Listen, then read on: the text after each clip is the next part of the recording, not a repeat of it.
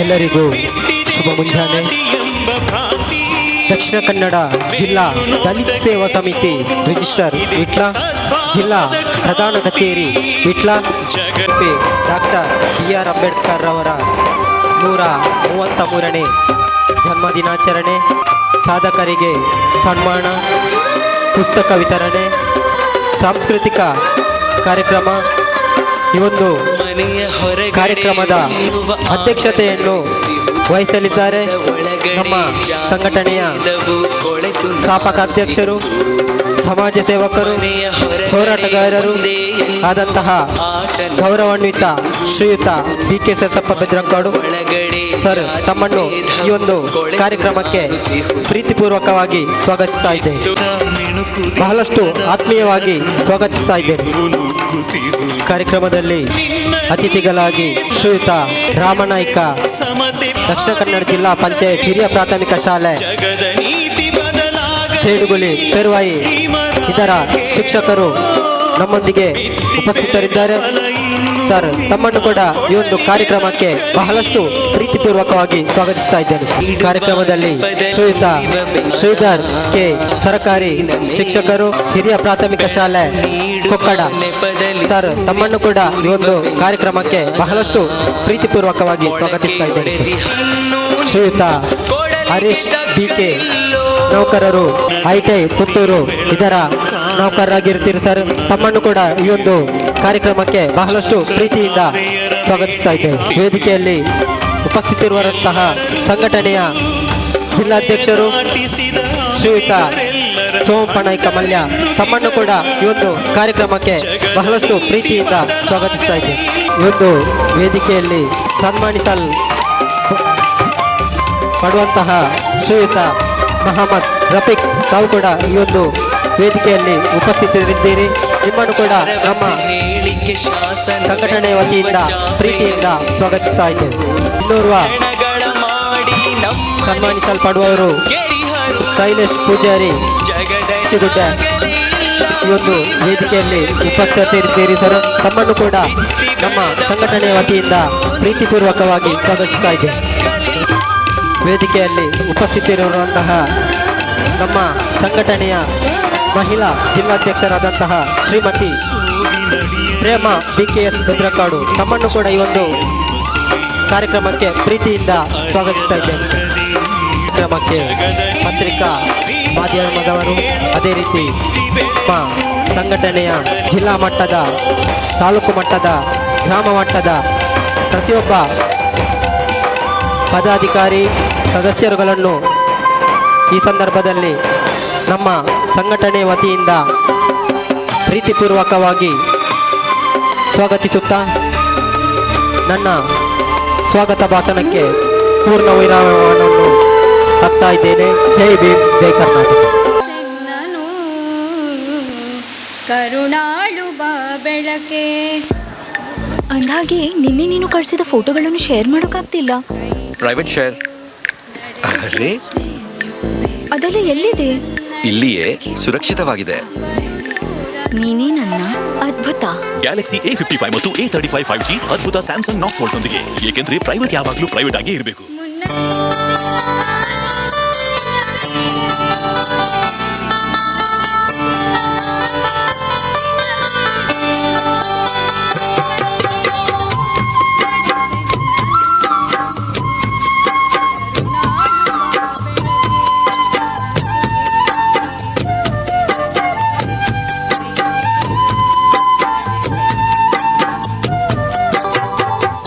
ಭಾರತದ ಜನತೆಯಾದ ನಾವು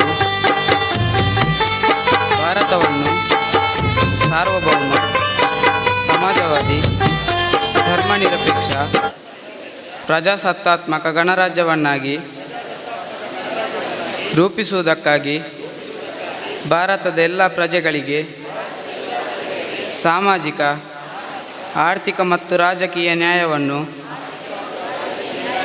ವಿಚಾರ, ಅಭಿವ್ಯಕ್ತಿ, ನಂಬಿಕೆ, ಶ್ರದ್ಧೆ ಮತ್ತು ಉಪಾಸನೆಯ ಸ್ವಾತಂತ್ರ್ಯವನ್ನು, ಸ್ಥಾನಮಾನ ಮತ್ತು ಅವಕಾಶಗಳ ಸಮತೆಯನ್ನು ದೊರೆಯುವಂತೆ ಮಾಡುವುದಕ್ಕಾಗಿ ವ್ಯಕ್ತಿ ಗೌರವ, ದೇಶದ ಏಕತೆ ಮತ್ತು ಸಮಗ್ರತೆಗಾಗಿ ಎಲ್ಲರಲ್ಲಿ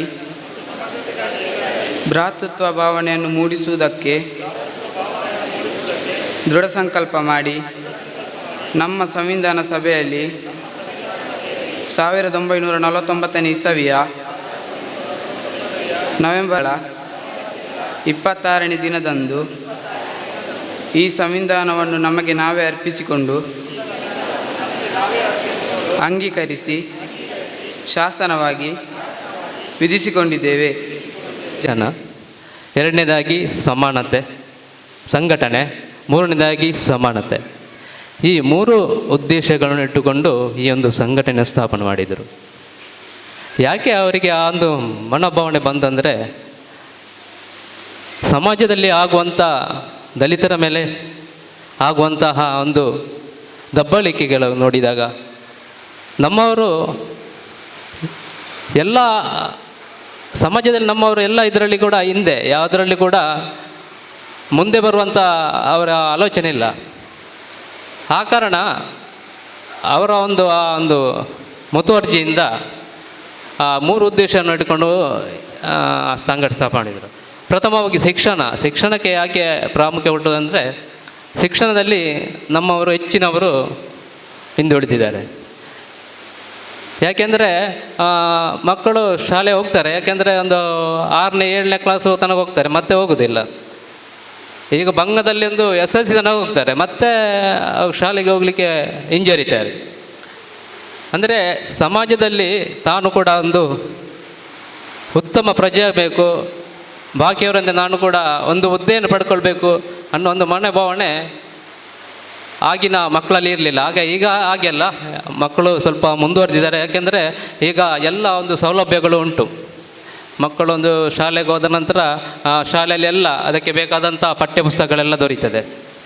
ಅಂದರೆ ಒಂದು ಉತ್ಸಾಹ ಕೂಡ, ಅಂದರೆ ಅಲ್ಲಿಯ ಶಿಕ್ಷಕರು ಕೂಡ ಹಾಗೆ ಒಂದು ಉತ್ಸಾಹದಿಂದ ಮಕ್ಕಳು ಹೋಗುವಂತೆ ಈಗಿನ ಪರಿಸ್ಥಿತಿ ಅಲ್ಲಿ ಉಂಟು. ಆ ಕಾರಣ ಅವರು ಶಿಕ್ಷಣಕ್ಕೆ ಹೆಚ್ಚಿನ ಪ್ರಾಮುಖ್ಯತೆ ಕೊಟ್ಟು, ಅಂದರೆ ಮಕ್ಕಳಲ್ಲಿ ಶಾಲೆಗೆ ಹೋಗುವನ್ನು ಪ್ರೋತ್ಸಾಹಿಸುವ ಮೂಲಕ ಅವರಿಗೆ ಒಂದು ಉತ್ತೇಜನ ಕೊಡುವುದಕ್ಕಾಗಿ ಈ ಒಂದು ಸಂಘಟನೆಯನ್ನು ಸ್ಥಾಪನೆ ಮಾಡಿ, ಆ ಸಂಘಟನೆಯಲ್ಲಿ ತಿಂಗಳಿಗೊಮ್ಮೆ ಮಾಸಿಕ ಸಭೆಯನ್ನು ಮಾಡುತ್ತಾ ಮಕ್ಕಳಿಗೆ ವಿವಿಧ ರೀತಿಯಲ್ಲಿ ತರಬೇತಿಗಳನ್ನು, ಅಂದರೆ ಶಿಕ್ಷಣದ ಬಗ್ಗೆ ಎಲ್ಲ ಮಾಹಿತಿ ಕಾರ್ಯಗಳನ್ನು ಇಟ್ಟುಕೊಂಡು ಮಕ್ಕಳಿಗೆ ಒಂದು ಉತ್ತೇಜನ ಬರುವ ಹಾಗೆ ಶಿಕ್ಷಣಕ್ಕೆ ಕಲಿಯುವ ಉದ್ದೇಶವನ್ನು ಅವರ ಒಂದು ಮುತುವರ್ಜಿಯಿಂದ ಆಗ್ತಾಯಿದೆ, ಈಗ ಕೂಡ ಆಗ್ತಾಯಿದೆ. ಎರಡನೇದಾಗಿ ಸಂಘಟನೆ. ನಮಗೆ ಸಂಘಟನೆ ಯಾಕೆ ಬೇಕಂದರೆ, ಪ್ರತಿಯೊಂದು ಈಗ ಎಲ್ಲ ಇದರಲ್ಲಿ ನಮಗೆ ತುಂಬ ಸಂಘಟನೆಗಳು ಇದೆ. ದಲಿತ ಸಂಘಟನೆ ಇದೆ, ಇತರ ಜಾತಿ ಸಂಘಟನೆ ಇದೆ, ತುಂಬ ಸಂಘಟನೆ ಇಲ್ಲ. ಆದರೆ ನಮ್ಮ ದಲಿತ ಸೇವಾ ಸಮಿತಿ ಸಂಘಟನೆ ಹಾಗೆಲ್ಲ. ನಮ್ಮ ಸಂಘಟನೆ ಹಾಗೇನೆ ಹೇಳಿದೆ ನಾನು, ಒಂದು ತಿಂಗಳಿಗೆ ಒಂದು ಮಾಸಿಕ ಸಭೆ ನಡೀತದೆ. ಅದು ತಪ್ಪುದಿಲ್ಲ. ಪ್ರತಿಯೊಂದು ತಿಂಗಳು 3ನೇ ಆದಿತ್ಯವಾರ ಈ ಒಂದು ಸಭೆ ನಡೀತಾ ಇದೆ. ಈ ಸಂಘಟನೆಯಲ್ಲಿ ನಮಗೆ ಯಾಕೆ ಸಂಘಟನೆ ಅಂದರೆ, ನಮಗೆ ಮುಖ್ಯವಾಗಿ SSTಗಳ ಪರಿಶಿಷ್ಟ ಜಾತಿ ಪಂಗಡಕ್ಕೆ ಸಂಬಂಧಪಟ್ಟಂತೆ ಮೂಲಭೂತ ಸೌಕರ್ಯ ಅಂದರೆ ಕುಡಿಯೋ ನೀರು, ವಿದ್ಯುತ್, ದಾರಿ, ದೀಪ, ಇಂಥದಕ್ಕೆ ಅಂದರೆ ಸರ್ಕಾರದಿಂದ ನಮಗೆ ಅದಕ್ಕೆ ಕೆಲವೆಲ್ಲ ಸೌಲಭ್ಯಗಳು ಸಿಗ್ತದೆ. ಅದರ ಬಗ್ಗೆ ನಮ್ಮವರಿಗೆ ಮಾಹಿತಿ ಇಲ್ಲ. ಇಂಥ ಸೌಲಭ್ಯ ಇದೆ, ಅದರ ಬಗ್ಗೆ ಮಾಹಿತಿ ಇಲ್ಲ. ಆದರೆ ನಾವೇನು ಮಾಡ್ತೇವೆ ಅಂದರೆ, ಪ್ರತಿ ತಿಂಗಳೊಂದು ಸಭೆ ಕರೆದು ನಮ್ಮವರಿಗೆ ಏನು ಅನ್ಯಾಯ ಆಗಿದೆ, ಎಲ್ಲಿ ದೌರ್ಜನ್ಯ ಆಗಿದೆ, ಎಲ್ಲಿ ನಮ್ಮ ಮೂಲಭೂತ ಸೌಕರ್ಯ ದೊರಕುವುದಿಲ್ಲ, ಅದರ ಬಗ್ಗೆ ಎಲ್ಲ ನಾವು ಸಭೆಯಲ್ಲಿ ತಿಳಿಸುವ ಮೂಲಕ ನಮ್ಮವರು ಆ ಸೌಲಭ್ಯವನ್ನು ಪಡೆದು ಒಂದು ಉತ್ತಮ ಮನೆ ಕಟ್ಟುವುದಾದರೆ, ಅಥವಾ ಅವರಿಗೆ ಒಂದು ದಾರಿಯ ವ್ಯವಸ್ಥೆ ಇಲ್ಲದಿದ್ದರೆ ಆ ಪಂಚಾಯತ್ ಮೂಲಕ ಅವರಿಗೆ ಮಾತನಾಡಿ ಆ ಮೂಲ ಸೌಲಭ್ಯವನ್ನು ಒದಗಿಸಿಕೊಡುವಲ್ಲಿ ನಮ್ಮ ಸಂಘಟನೆ ನಿರಂತರವಾಗಿ ಶ್ರಮಿಸಿದೆ. ಅಲ್ಲದೆ ಕೆಲವೊಂದು ಸಮಯದಲ್ಲಿ ನಮಗೆ ನಮ್ಮ ಮೆಂಬರ್ ಕೆಲವಿರ್ತಾರೆ, ಅಥವಾ ಡೈರೆಕ್ಟಾಗಿ ಒಂದು ಪಂಚಾಯತಿಗೆ ಹೋಗಿ ಅವರೇ ನಮಗೆ ಎಂಥ ಸೌಲಭ್ಯ ಇಲ್ಲ ಅಂತ ಹೇಳ್ತಾರೆ. ಆದರೆ ಅಲ್ಲಿ ಕೆಲವೊಂದು ಅಧಿಕಾರಿಗಳು ಅಷ್ಟು ಅದರ ಬಗ್ಗೆ ಕೇರ್ ಮಾಡೋದಿಲ್ಲ. ಅಂಥವರು ನಮ್ಮ ಸಂಘಟನೆಗೆ ಕೆಲವು ಬಂದು, ಸರ್ ನಮಗೆ ಇಂಥದ್ದು ಆಗಿದೆ, ನಮಗೆ ಇಂಥದ್ದು ಸೌಲಭ್ಯ ಕೊಡೋದಿಲ್ಲ, ಆ ಸೌಲಭ್ಯ ಪಂಚಾಯತಿಲಿದ್ದರೂ ನಮಗೆ ಅದನ್ನು ದೊರಕಿಸಿಕೊಡುವಂಥ ಕೆಲಸ ಮಾಡೋದಿಲ್ಲ, ಅಂಥದ್ದೆಲ್ಲ ನಮ್ಮ ಸಂಘಟನೆ ಬಂದು ತಿಳಿಸಿದಾಗ ನಾವು ಆ ಕಾನೂನಾತ್ಮಕವಾಗಿ ಅವರಿಗೆ ಆ ಸಿಗುವಂಥ ಪ್ರಯೋಜನ ಏನಿದೆ, ಆ ಸೌಲಭ್ಯವನ್ನು ದೊರಕಿಸಿಕೊಡುವಲ್ಲಿ ನಮ್ಮ ಸಂಘಟನೆಯು ನಿರಂತರವಾಗಿ ಶ್ರಮಿಸಿದೆ.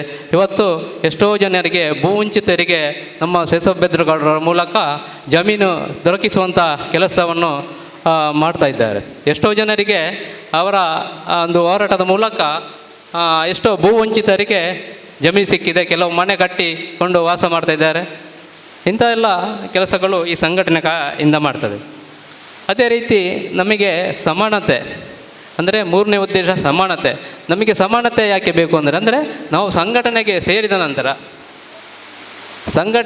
ನಂತರ ನಾವು ಸಂಘಟನೆಯಲ್ಲಿ ಎಲ್ಲರೂ ಒಂದೇ ತಾಯಿಯ ಮಕ್ಕಳಂತೆ ಭೇದ ಭಾವವಿಲ್ಲದೆ ಒಂದೇ ತಾಯಿಯ ಮಕ್ಕಳಂತೆ ನಾವು ನಡ್ಕೊಳ್ಬೇಕು. ಆ ಸಮಾನತೆಯನ್ನು ಕೂಡ ನಮ್ಮ ಸಂಘಟನೆ ಮುಖಾಂತರ ಬಂದವರಿಗೆ ಆ ಸಮಾನತೆ ಬಗ್ಗೆ ಕೂಡ ನಾವು ಹೆಚ್ಚಿನವರು, ಈಗ ಇಲ್ಲಿ ಎಷ್ಟು ಜನ ನಮ್ಮ ಮೆಂಬರ್ಗಳು ತುಂಬ ಜನ ಇದ್ದಾರೆ, ಒಂದೇ ರೀತಿಯ ಅಣ್ಣ ತಮ್ಮಂದಿರಂತೆ ನಾವು ಈ ಸಂಘಟನೆಯಲ್ಲಿ ಮುಂದುವರಿಸಿಕೊಂಡು ಹೋಗ್ತಾ ಇದ್ದೇವೆ. ಈ ಸಂಘಟನೆ ಮುಂದುವರಿಲಿಕ್ಕೆ ಅವರು ಕೂಡ ಕಾರಣ. ಯಾಕೆಂದರೆ ಎಷ್ಟೊಂದು ದೊಡ್ಡ ಕಾರ್ಯಕ್ರಮ ಮಾಡಬೇಕಿದ್ರೆ ಎಲ್ಲರೊಂದು ಸಹಕಾರ ಅಗತ್ಯವಾಗಿರ್ತದೆ.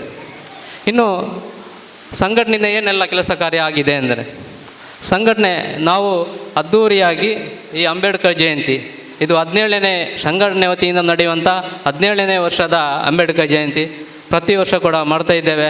ನಾವು ಈ ಸಲ ಏಪ್ರಿಲ್ 28ಕ್ಕೆ ಆಗಬೇಕಿತ್ತು, ಆದರೆ ಇಲೆಕ್ಷನ್ ಬಂದ ಕಾರಣ ನಮಗೆ ಆ ಕಾರ್ಯಕ್ರಮವನ್ನು ನಡೆಸಲಿಕ್ಕೆ ನಮಗೆ ಪರ್ಮಿಷನ್ ಸಿಗಲಿಲ್ಲ. ಯಾಕೆಂದರೆ ಇದರಲ್ಲಿ ಪುಸ್ತಕ ವಿತರಣೆ ಇದ್ದ ಕಾರಣ ನಮಗೆ ಆ ಸಭಾ ಕಾರ್ಯಕ್ರಮ ಮಾಡಲಿಕ್ಕೆ ನಮಗೆ ಅನುಮತಿ ಸಿಗಲಿಲ್ಲ. ಆ ಕಾರಣ ನಾವು ಜೂನ್ 9ನೇ ಈ ದಿವಸ ನಾವು ಇಟ್ಟುಕೊಂಡದ್ದು.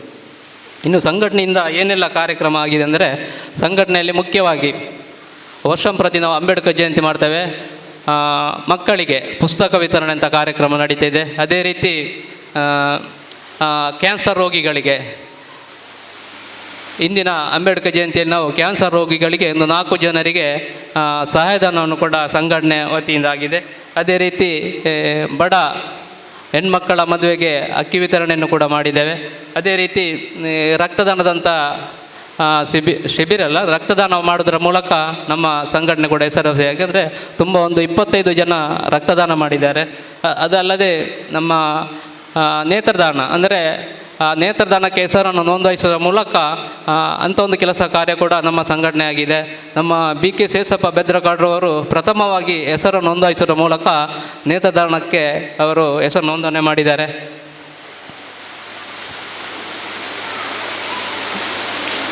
ಅದೇ ರೀತಿ ಯಾರಾದರೂ ನಮ್ಮ ಮೆಂಬರ್ಗಳು ಸದಸ್ಯರು ಅಸೌಖ್ಯ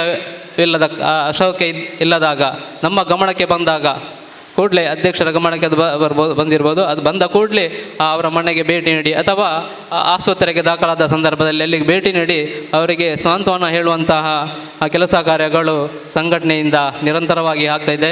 ಮತ್ತು ಕಡೆಯದಾಗಿ ನಾನು ಹೇಳೋ ಮಾತು ಏನಂದರೆ, ನಮ್ಮ ಸಂಘಟನೆ ನಿರಂತರವಾಗಿ ಕೆಲಸ ಕಾರ್ಯ ಮಾಡ್ತದೆ. ಯಾವ ಸಂಘಟನೆ ಕೂಡ ಒಂದು ನಿರಂತರವಾಗಿ ಕೆಲಸ ಮಾಡೋದಿಲ್ಲ. ಯಾಕೆಂದರೆ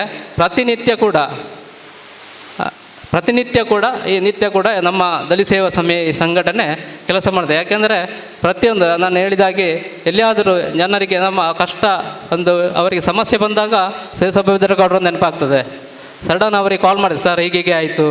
ಒಂದು ಆಸ್ಪತ್ರೆಯಲ್ಲಿ ದಾಖಲಾದ ಸಂದರ್ಭದಲ್ಲಿ ಕೂಡ ಹಾಗೆ ಅವರಿಗೆ ಅಲ್ಲಿ ಏನಾದರೂ ಅವರು ದಾಖಲಾತಿ ಮಾಡಿಲ್ಲ ಅಂದರೆ ಕೂಡಲೇ ಅಧ್ಯಕ್ಷರಿಗೆ ಕಾಲ್ ಬರ್ತದೆ. ಯಾಕೆಂದರೆ ಅಲ್ಲಿ ಅಂಥ ಕೆಲವೊಂದು ನಮ್ಮ ಸಂಘಟನೆ ಹೆಸರು ಕೇಳಿದ ಕೂಡಲೇ ಅಲ್ಲಿ ಕೂಡಲೇ ದಾಖಲ ಮಾಡದ ಆಸ್ಪತ್ರೆಯಲ್ಲಿ ಕೂಡ ಅಧ್ಯಕ್ಷರೊಂದು ಅವರು ಮಾತಾಡಿದ ಕೂಡಲೇ ಅದು ದಾಖಲೆ. ಯಾಕೆಂದರೆ ನಮ್ಮ ಸಂಘಟನೆ ಬಗ್ಗೆ ಅವರಿಗೆ ಒಂದು ಗೌರವ ಇದೆ, ಮತ್ತೊಂದು ಸ್ವಲ್ಪ ಹೆದರಿಕೆ. ಅಂದರೆ ನಮ್ಮ ಕಾನೂನಾತ್ಮಕವಾಗಿ ನಮ್ಮ ಸಂಘಟನೆ ಹೋರಾಟ ಮಾಡುವಾಗ ಅವರು ಕಾನೂನಾತ್ಮಕವಾಗಿ ಮಾತನಾಡಿದಾಗ ಏನಾದರೂ ಸಮಸ್ಯೆ ಬರ್ಬೋದು ಅಂತ ಅವರಿಗೊಂದು ಭಯ.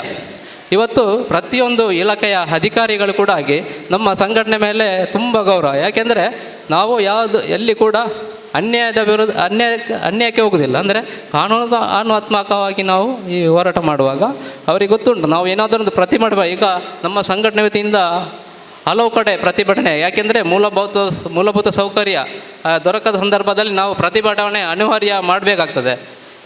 ಇಂಥ ಸಂದರ್ಭದಲ್ಲಿ ನಮ್ಮ ಯಾವುದೇ ಅಧಿಕಾರಿಗಳಿಗೆ ಇರ್ಬೋದು, ಅವರಿಗೆ ಒಂದು ನಮ್ಮ ಸಂಘಟನೆ ಪ್ರತಿಭಟನೆ ಮಾಡ್ತಾರೆ ಅಂತ ಹೇಳಿದರೆ ಅವರಿಗೆ ಒಂದು ಸ್ವಲ್ಪ ಭಯ. ಯಾಕೆಂದರೆ ನಮ್ಮ ಸಂಘಟನೆ ಕಾನೂನಾತ್ಮಕವಾಗಿ ಅಲ್ಲಿ ಹೋರಾಟ ಮಾಡ್ತದೆ ಅಂತ ನಮಗೆ ಪ್ರತಿಭಟನೆ ಅವರು ಮಾಡ್ತಾನೆ ಅಂತ ಹೇಳಿದ ಕೂಡಲೇ ಅವರು ಕೂಡಲೇ ನಮ್ಮ ಬೆದ್ರಕಡ್ರವರಿಗೆ ಕಾಲ್ ಮಾಡಿ, ಸರ್ ಹೌದು ಹೀಗೆ ಅವರಿಗೆ ಆ ಒಂದು ವ್ಯವಸ್ಥೆ ನಾವು ಮಾಡಿ ಕೊಡ್ತೇವೆ, ಪ್ರತಿಭಟನೆ ಮಾಡಬೇಡಿ ಅನ್ನೋ ಒಂದು ಅವರು ಮಾತಾಡ್ತಾರೆ ಅಧಿಕಾರಿಗಳು.